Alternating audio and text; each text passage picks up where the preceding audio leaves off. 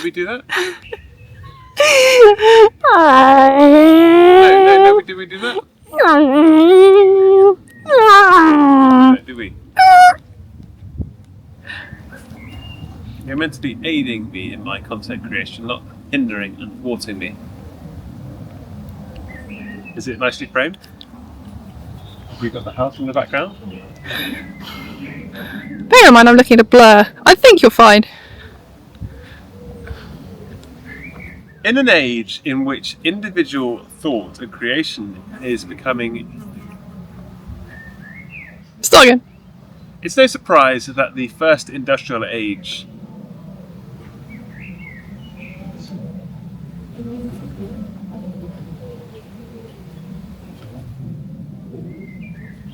muscles used to be a more important commodity in an age of physical labour, and the first industrial revolution put pay to a lot of this, because machines can work harder and longer than men.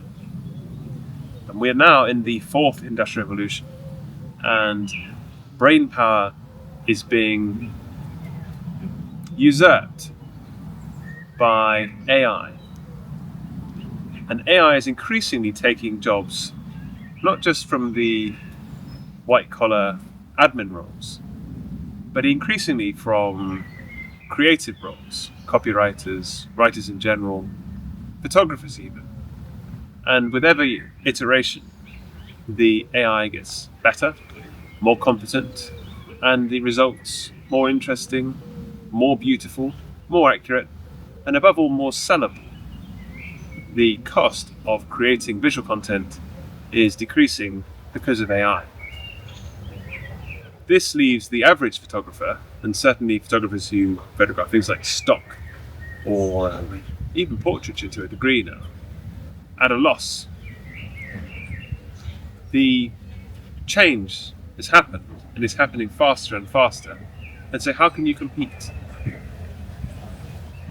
Back in 2017, I mentioned that there was going to be a big shift in this direction, and that because AI would also replace a lot of jobs, people would get their redundancy payment and they'd become photographers because it has a very low barrier to entry, and cameras do most of the work for you.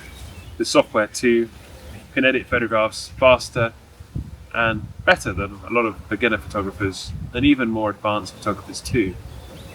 So those displaced workers from other industries, fields, will go into photography, into videography, and drive down wages as the quantity of labour available grows. Obviously, the demand has grown because more and more people require an online presence or a visual presence, and there's opportunity in that, but the demand won't outstrip the enormous supply. Therefore, the future, as I see it, or value creation for an individual, is in creativity, what Peter Thiel called the 0 to 1 thinking. Yes, you could take the bicycle and you could iterate it and make it better and better, more advanced, different materials, but to come up with a conception of the bicycle in the first place is quite unique. The same is true of poetry. Anybody could, in theory, with a biro or their phone even, write the most remarkable sonnet, but they don't generally. It's that conception, that new creation, that really will be rewarded, because AI will be able to do the rest. So you'll be replaced not by an AI necessarily, but somebody using an AI, and therefore you need to make that somebody you, and you need to focus, instead of the craft of creation, on the actual inception of it, that divine spark in the Kabbalistic tree, that initial 0 to 1 thinking. To do that, you need to be original, and the majority of the education and the environment in which you find yourself is likely to be against originality and individual thought. It's going to be tilted more towards mass stability and group control. That prevents, or at least hinders, the ability to create original, unique content. To do this more readily, you need to be different. And initially, by determining to focus on difference and to focus on the opposite. Zag, when everybody is zigging, I think the idea is, and you will allow yourself to go against the grain. And it will be those ideas not that are necessarily polar opposites, but are at least different than the majority that will really be rewarded. So this is a call to those creators who want to adapt and evolve, to focus above all on originality. We're all doing similar street photography in black and white, generally, or colour after somebody else. The wedding photography looks the same as wedding photography elsewhere in the past.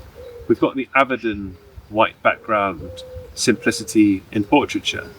What we want to do instead is to innovate in the medium and innovate in our thinking. So this is a call above all to be different, because that is one of the only things that is going to survive. Create something that, if you hadn't created it, would never have been created at all.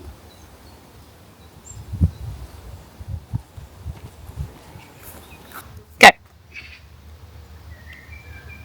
We live in an age in which education is for yesteryear. It has been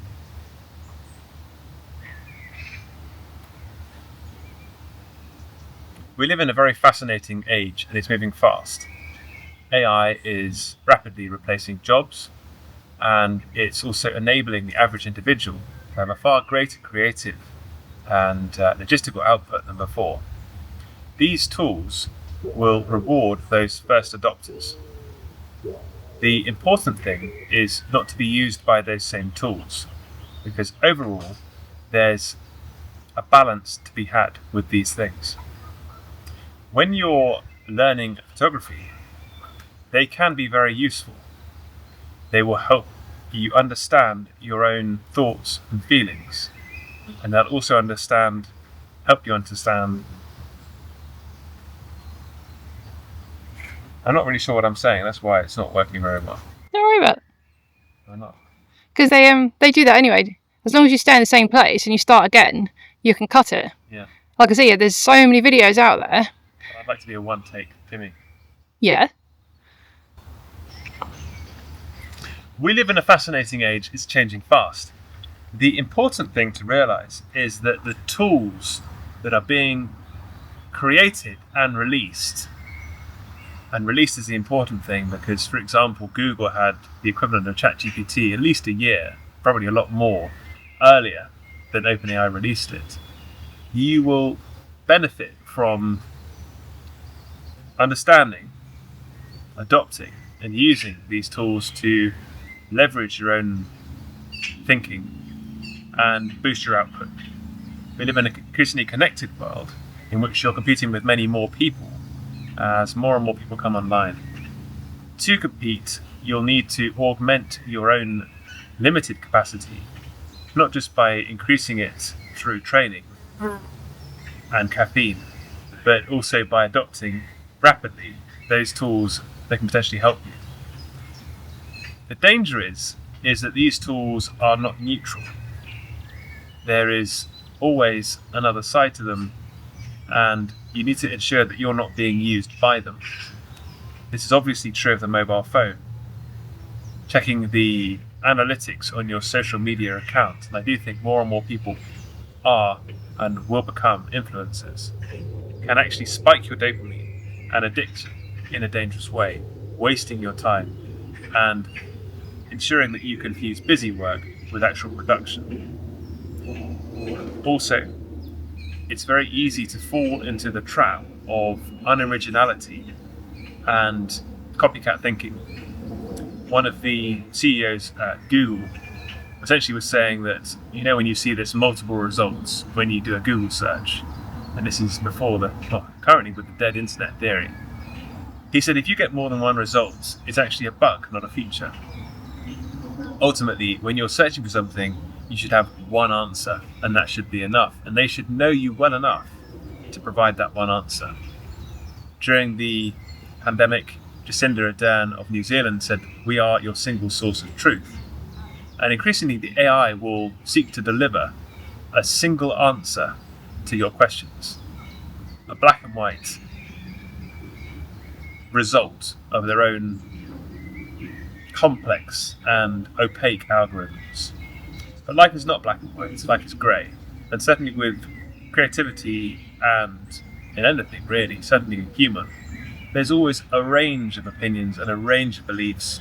And there's also beliefs and ideas that are beyond the everyday, that are new. And new can often mean scary, can mean controversial, can mean challenging. Doesn't mean they're wrong.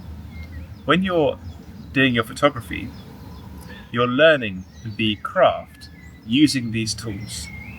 You're learning using YouTube videos, which are a fantastic resource, to be able to get the information from some of the top photographers who are living now.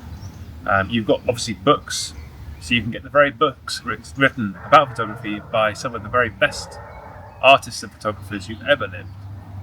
And you've also got the ability to network with these people, to reach out to them, to follow them on social media, to see behind the scenes, which also humanizes them. Instead of having a few great Ansel Adams prints, you then see, for example, Mark Adamus, one of the best landscape photographers, out on site doing his thing and explaining how he's doing it. You can buy video courses from the same people who you would otherwise idolize and therefore deify and feel that you couldn't actually do what they did if you got the right information and had the right sort of grounding and opportunities. You can. So the internet and the wider sort of digital infrastructure, the phones, the tablets and everything else, and the podcasts, is an enormous opportunity to learn far faster. And there are very young photographers who are far better than photographers who've been studying for far longer, because they're studying more online, but also far better because they can reach better people, they can get better information. Any questions they can have, they can ask. They can ask to not just other photographers, but also ChatGPT and so on. So these tools absolutely should be adopted.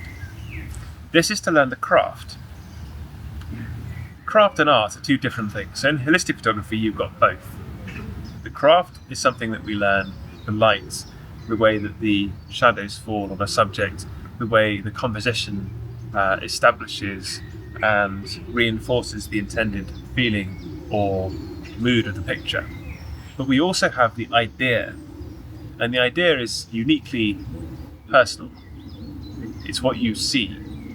It's what you either seek to preserve or express. When you're preserving something, you're generally colouring it somehow. So you have some of the photography of watches or jewellery. There is a certain individual who put his watch on, his smartwatch, his smart car, and that was a new genre that he created. Here's my very expensive watch in my very expensive car, aren't I good? But he took the original picture, and that's then been copied by many, many more people. It's that originality that you want to go for. It's that starting something as opposed to following something that in an era of AI will be best rewarded. It's that creative touch, that Kabbalistic 0 to 1 thinking that will guide you through these turbulent times. So to do this, you need to very clearly understand who you are, how you think, and which ideas that are currently in your head are not your own. This comes from boredom, meditation, and allowing your mind the space to decipher the voice and the voices in your head. Which one is you and which ones are others? Jung talked about the idea that people don't have ideas, ideas have people. That is absolutely true, and certainly in the mimetic era of fifth generation warfare, you have ideas floating through your mind, and who knows who put them there. This will work as a sort of canon to mention in your, or reference in your art, but it's also going to blind you and make your pictures boring and samey.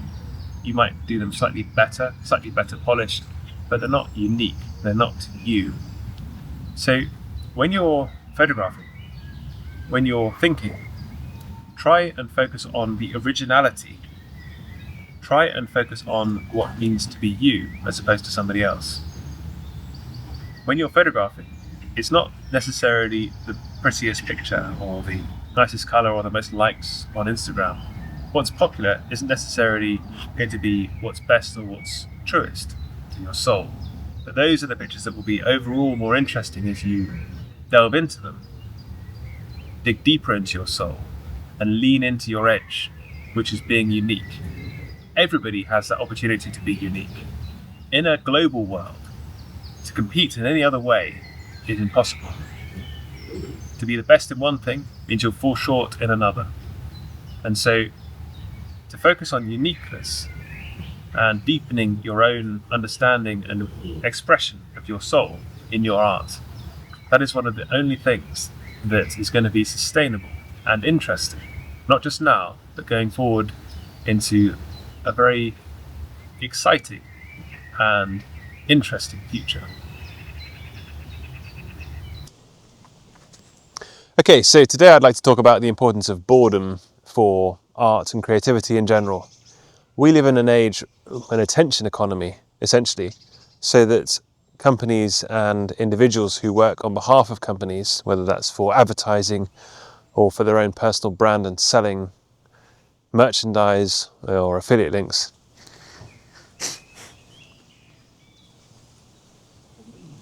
I'd like to talk today about the importance of being bored.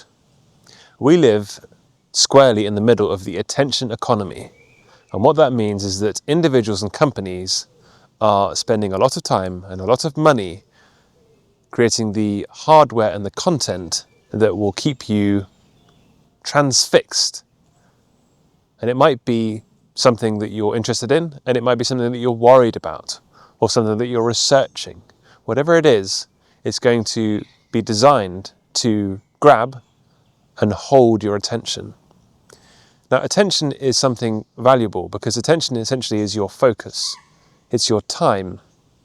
And your time can be burned down by these structures and edifices and devices that exist around us in this attention economy.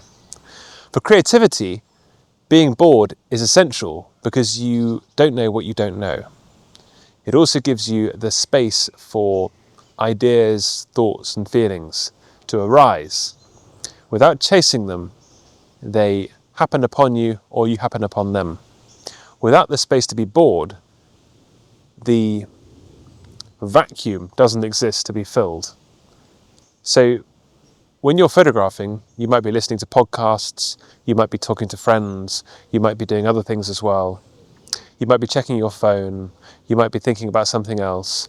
All of these will distract you and also blot out the possibility for happenstance and serendipity. So when you're photographing, when you're living, try and achieve a digital vacuum. Try and remove yourself from the online attention economy that exists to sap your time and rob your life. And you'll find that you'll be bored, you'll feel understimulated, and eventually that boredom will bear fruit.